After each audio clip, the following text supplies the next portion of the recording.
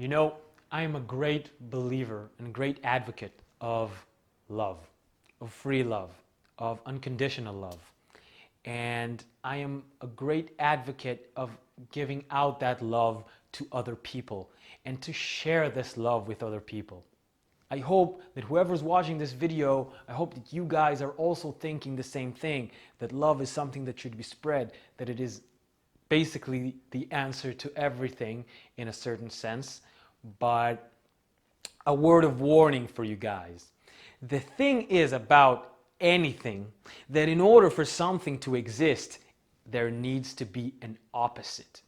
That means that when something exists in the world, its polar opposite has to exist as well, because this is a relative universe, right? There has to be evil, so there will be good. There has to be bad, so there will be nice. There has to be suffering, so there will be pleasure. These things have to coexist in the world. It's kind of like yin and yang, right?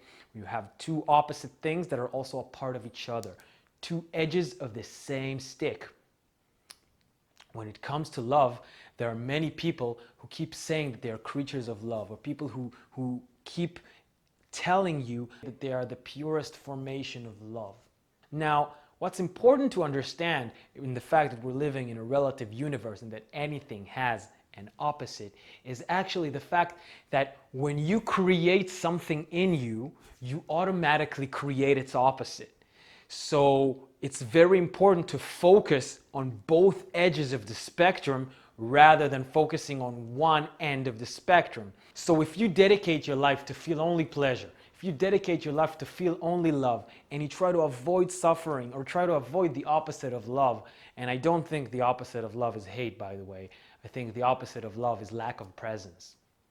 But if you find yourself dedicating yourself only to one thing while trying to avoid the other thing, you're subconsciously creating that other thing within you.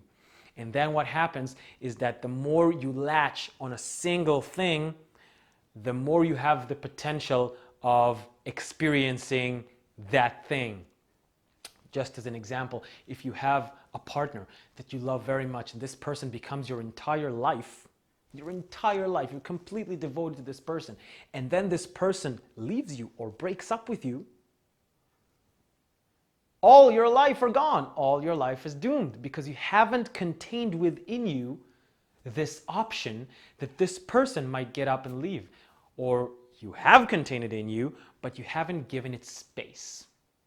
So in order to really be healthy, in order to really be balanced, you have to give space to everything. You have to give space for love, you have to give space for hate, and you do have to give space for things that sometimes you don't really want to, or you're afraid to. Recently, I came across a person who claims to be nothing less than Jesus Christ himself. She claims to be the epitome of human beings, and she tells these incredible stories of how a great human being she is. Well, underneath the surface, she's doing a lot of things that are not very correlating with who she says she is. And that really caused me to think, you say you're one thing and you tell all of these amazing things about who you supposedly are, but either you don't notice or you're full of shit. One of the two. Maybe she really does believe that she's this kind of person, but underneath the surface, she doesn't even see that she's creating the opposite by focusing on one thing.